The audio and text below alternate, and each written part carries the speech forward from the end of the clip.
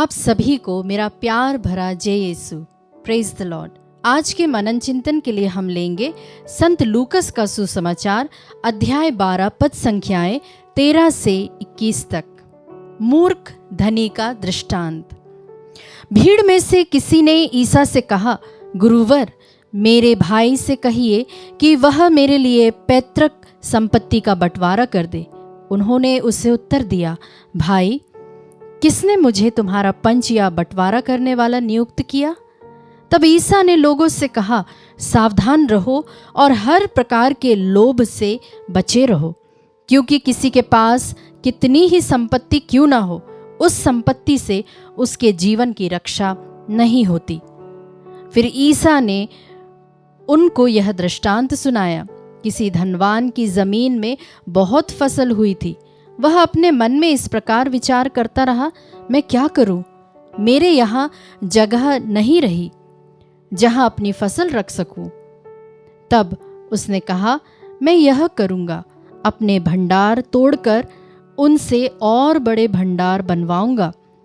उनमें अपनी सारी उपज और अपना माल इकट्ठा करूंगा और अपनी आत्मा से कहूंगा, भाई, तुम्हारे पास बरसों के लिए बहुत सा माल इकट्ठा है, इसीलिए विश्राम करो, खाओ पियो और मौज उड़ाओ। परंतु ईश्वर ने उससे कहा, मूर्ख, इसी रात तेरे प्राण तुझसे ले लिए जाएंगे और तूने जो इकट्ठा किया है वह अब किसका होगा? यही दशा उसकी होती है जो अपने लिए तो धन एकत्र करता है, किंतु ईश्वर की दृष्टि में धनी नहीं है। क्रिस्त में मेरे प्यारे भाई और बहनों, गौर करने वाला वचन जो हमसे कहता है, सावधान रहो और हर प्रकार के लोभ से बचे रहो। मतलब यह लोभ ना सिर्फ धन का लोभ है, ये लोभ किसी भी अन्य ऐसी वस्तु की हो सकती है जिससे हम बहुत ज़्यादा जुड़ जाते हैं, जिससे हमारा लगाव इतना हो जाता है कि हम ईश्वर से दूर होते चले जाते हैं, या यूँ कहे जिससे हमारा मुख्य उद्देश्य पूर्ण नहीं हो पाता। प्यारे विश्वासियों, आज के दौर में अगर मैं आपसे ये कहूं कि आप अपनी धन संपत्ति या फिर अपने भविष्य के लिए कुछ भी ना जोड़े, तो आप मुझ पर हंसेंगे और कहेंगे कि यह दुनिया की सबसे बड़ी मूर्खता होगी। प्यारे विश्वासियों, वचन हमें क्या सिखाता है? हम देखते हैं बाइबल की शुरुआत से ही प्रभु हमसे क्या कहता है। हम पढ़ते हैं उत्पत्ति ग्रंथ अध्याय 4 में, जहां पर काइन और हाबिल के चढ़ावे के बारे में परमेश्वर हमें सिखाता है। प्रभु हमसे कहता है कि हम उसे जो सबसे उत्तम है उसे प्रभु को चढ़ाए, तो वह हमें और भी अधिक बरकत देगा। ये बात थी धन संपत्ति की। अब मैं आपको ले चलती हूँ इब्राहिम के पास, जो कि रिश्तों में किस तरह से प्रभु हमसे कहता है कि हम उनसे बहुत ज़्यादा अटैच्ड ना हो जाए। हमें उसका भाग भी प्रभु को देना है। जो प्रभु का भाग है वह हमें प्रभु को देना ही होगा। वह है प्रभु का पहला स्थान, परमेश्वर का पहला स्थान।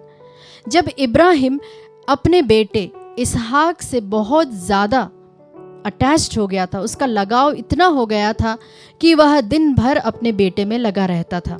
तत्पश्चात उसका ध्यान प्रभु पर से हट जाता है और तब परमेश्वर इब्राहिम से इसहाक के बलिदान की मांग करता है। प्यारे विश्वासियों, जब हम इस अमीर व्यक्ति के जीवन पर दृष्टि दौड़ाते हैं तो हमें प्रभु क्या सिखाता है? सबसे पहली बात कि वह धनी व्यक्ति, जब उसके पास बहुत सारी उपज होती है तो वह बहुत घमंड करता है और वह और भी बड़े बाण बनाने की बात करता है। लेकिन पूरे दृष्टांत में उसने कहीं पर भी प्रभु को ना दशमांश चढ़ाया, ना ही उसने प्रभु को धन्यवाद दिया कि प्रभु ने इतना कुछ मुझे दिया। और जो किसान व्यक्ति थे जिन्होंने इस फसल को उगाने में कड़ी मेहनत की थी, उसके प्रति भी एक बार भी इस धनी व्यक्ति ने धन्यवाद के शब्द नहीं बोले, उन्हें याद नहीं किया। प्यारे विश्वासियों, प्रभु हमसे कहता है कि जब हम प्रभु को धन्यवाद देते हैं, जब हमसे जुड़े हुए व्यक्ति जो हमारे लिए बहुत कुछ करते हैं या छोटी से छोटी चीज़ करते हैं, क्योंकि प्रभु अपने वचनों में कहता है अगर यह बालक या इनमें से छोटे बालक भी अगर मेरे नाम से तुम्हें एक गिलास पानी पिलाता है तो वह स्वर्ग राज्य में बड़ा माना जाएगा। विश्वासियों, हम भी इन वचनों का पालन करें। प्यारे विश्वासियों, उदाहरण के लिए हम लेते हैं रतन टाटा या फिर ऐसे उदारकर्ता व्यक्ति जब इस संसार से चले जाते हैं तो हर एक के दिलों में टीस सी उठती है, जिन्होंने अपने धन के द्वारा गरीबों और ज़रूरतमंदों का सही तरीके से सदुपयोग किया। हम भी इस वक्त प्रभु से विशेष प्रार्थना करें कि वह हमें उदारता की आत्मा प्रदान करे, जिससे हम हर क्षेत्र में अपने आप को प्रभु को समर्पित कर सके। आमीन।